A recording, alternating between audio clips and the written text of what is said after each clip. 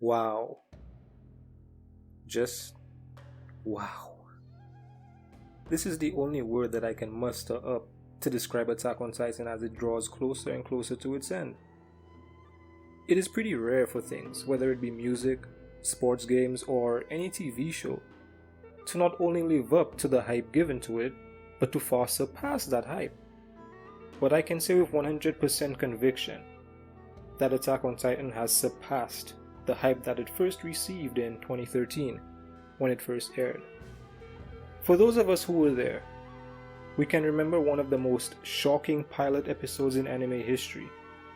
The Titans breached the wall and began running amok, devouring what we perceived to be the last remaining humans on Earth, all protected by these massive walls. Our main protagonist Eren watches his mother get eaten while being helpless. At that point, we may have thought that we were in for the generic shonen trope where the protagonist loses a loved one and goes on a quest to become powerful. But no.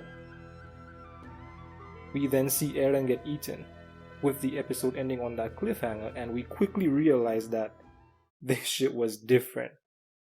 But we had no idea how far we would go with this story, how nuanced the themes would become, how every single plot point introduced would tie into the bigger picture of the story. But most importantly, we did not foresee how twisted the ideology of our main protagonist would become. This story is on its way to becoming a masterpiece, and I'm about to tell you why.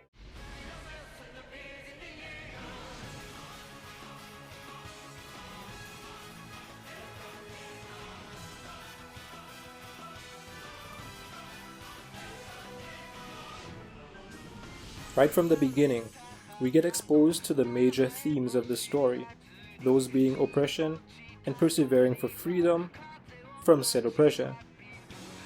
We were led to believe that the oppressors were simply the Titans, who occupied the world outside of the walls, their presence leading to strife inside of the walls where people thieved, starved, but seemingly tried to keep their hope in humanity alive. A hope that would constantly get shattered after every expedition made outside of the walls by the Survey Corps, the military police tasked with exterminating the Titans. Thematically, they were the first representation of the theme of fighting for freedom. But with their failures, us viewers began to feel the level of hopelessness felt by the inhabitants of the wall. Where is my son? He should be with you all. Oh, please tell me he made it. I wish I had better news. Give it to her.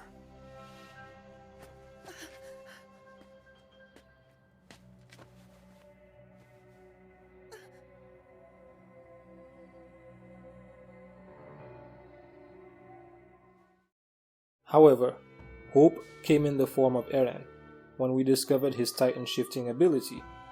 Was Eren to be the savior of humanity?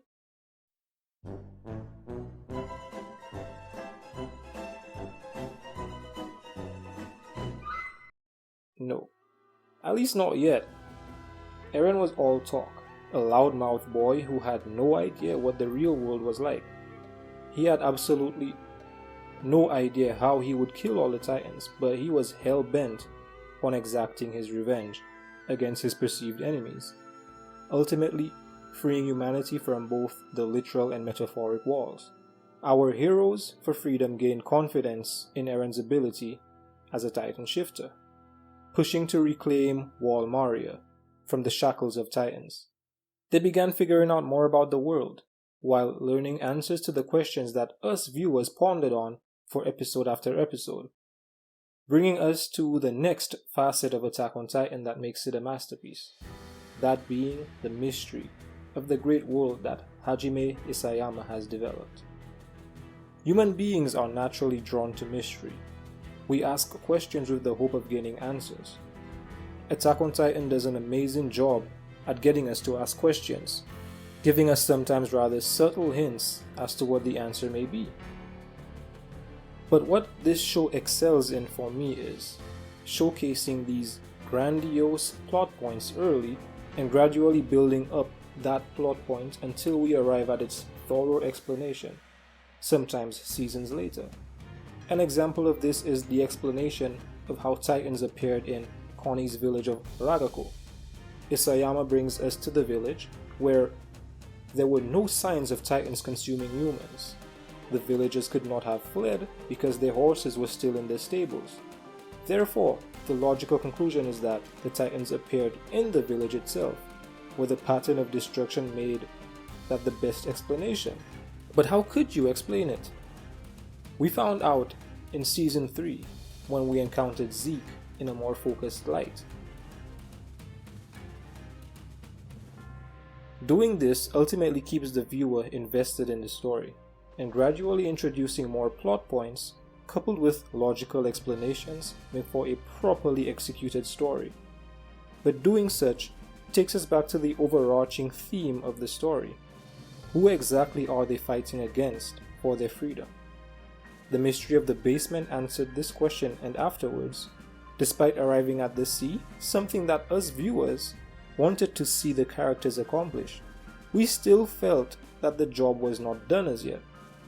They were not free because their enemies resided on a land across the sea. The enemies were indeed humans. But we later find out that the people behind the walls are not the only oppressed people in the Attack on Titan world. The Eldian race was being persecuted on the mainland of Marley as well. The characters came to the understanding that it was a matter of hatred for the Eldian race, a deep-rooted racism and discrimination. Unless that hatred was quelled, how exactly would they ever be free?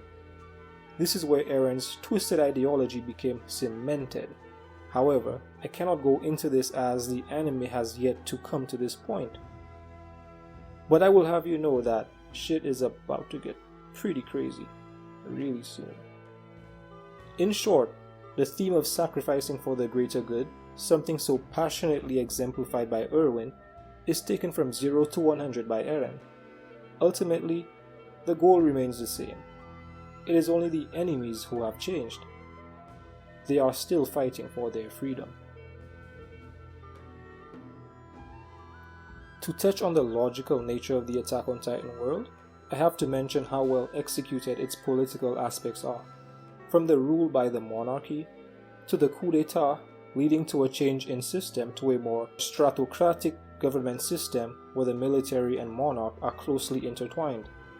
From the military and geopolitical conflicts of the Marleyan Empire, to the government alliances which seek to protect the world from the threat of Paradise. From the fascist ideologies of both Marley and Paradise to the capitalistic society of the Azumabito people. It is all done exceptionally well. Having a world with adequately set parameters makes it a story much more comprehensible. A story that is nuanced yet easy to comprehend is a brilliant story in my opinion. Attack on Titan does many things pretty well, and everything comes together like the ingredients of a well-made pot of soup. It is boiling at this point, and we, as a fan base, are about to be treated to one of the best soups that we have ever tasted.